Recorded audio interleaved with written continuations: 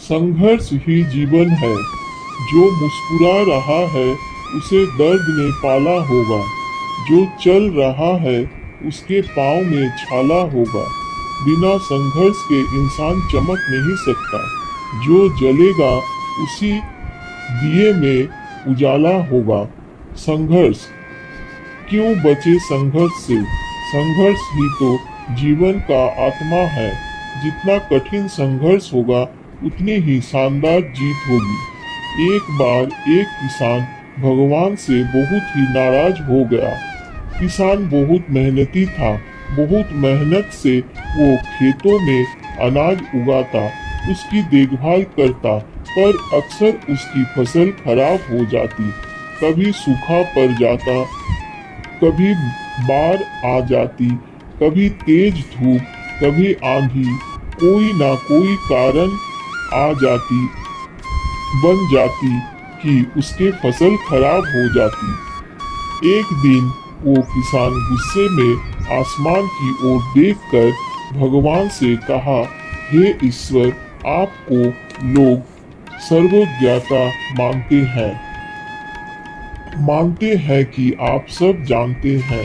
कहते हैं कि आपके इच्छा के बिना एक भी पत्ता नहीं हिलता, पर मुझे तो लगता है कि आप छोटी सी छोटी बात भी नहीं जानते। आपको तो ये भी नहीं पता कि खेती बाड़ी कैसे करते हैं।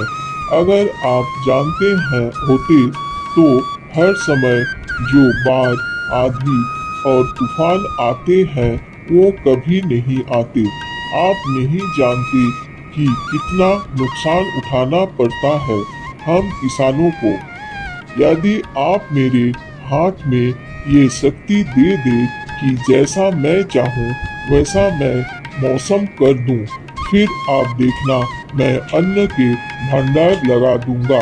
भगवान इस किसान के तीखे वाक्य सुनकर मुस्कुरा रहे थे और वो किसान के सामने प्रकट होकर बोले, मैं आज से तुझे ये शक्ति देता हूँ कि तुम अपनी खेतों पर तुम्हारी जैसी इच्छा हो तुम वैसा मौसम कर दोगे।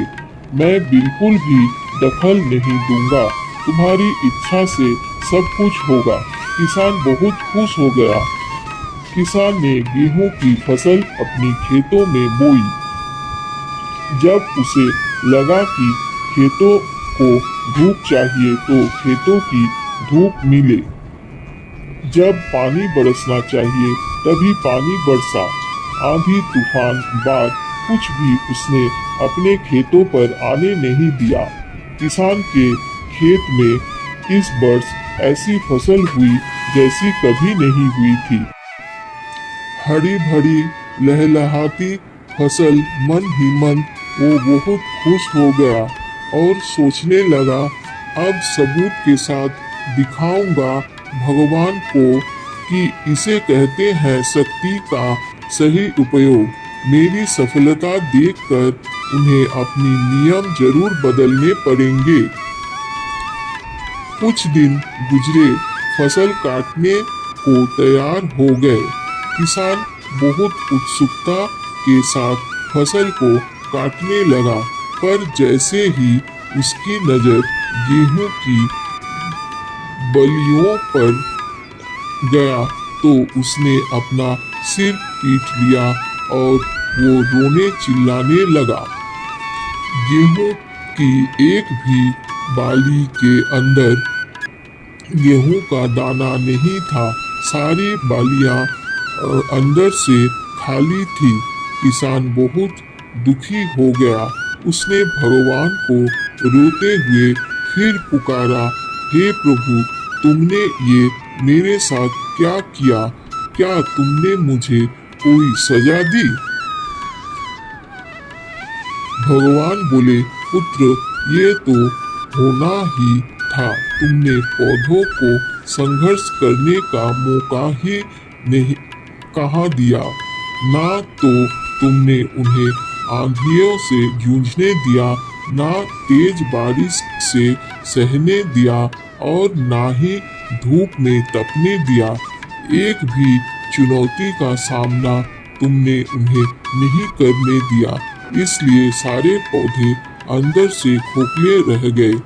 जब आंधी तूफान, तेज बारिश और धूप पड़ती है, तभी ये पौधा अपने अस्तित्व को बचाने के लिए संघर्ष करते हैं और इसी संघर्ष से एक बल पैदा होता है जिसमें शक्ति होती है, ऊर्जा होती है और यही ऊर्जा पूर्ति तेरे गेहूं के दाने की तरह जो नहीं फूटी, तूने उन्हें कठिन परिस्थितियों से गुजरने ही नहीं दिया जहां उनके अस्तित्व का जन्म होता। सारे बालियां इसलिए खाली है, इसमें एक भी गेहूं का दाना इसलिए नहीं है क्योंकि तुमने अपने पौधों को संघर्ष करवाया ही नहीं। याद रखिए, स्वर में स्वर्णिम आभास तभी आती है जब वो आग में तपने, गलने और हथौड़े से पीटने जैसे संघर्ष से गुजरता है। कोयले का टुकड़ा हीरा तभी बनता है जब वो उच्च दाब और उच्च ताप की मुश्किल परिस्थितियों से गुजरता है। इसी तरह यदि हमारी जिंदगी में कोई संघर्ष ही ना हो, कोई चुनौती ही ना हो, तो हम भी गेहूं की बालियों की तरह खोखले रह जाएंगे, कोई अस्तित्व नहीं होगा हमारा। विपरीत परिस्थितियां, चुनौतियां, समस्याएं हमें और अधिक निखारती है। यदि जीवन में कठिन परिस्थितियां और चुनौतियां आए तो घबराना मत, बल्कि सामना करना, विश्वास करना कि आप और अधिक निखर जाओगे और अधिक मजबूत बन जाओगे। किसी ने कितना सही कहा है, जिंदगी जीना आसान नहीं होती, बिना संघर्ष कोई महान नहीं होता। जब तक ना पड़े हथौड़े की चोट, तब तक पत्थर भी भगवान नहीं होता।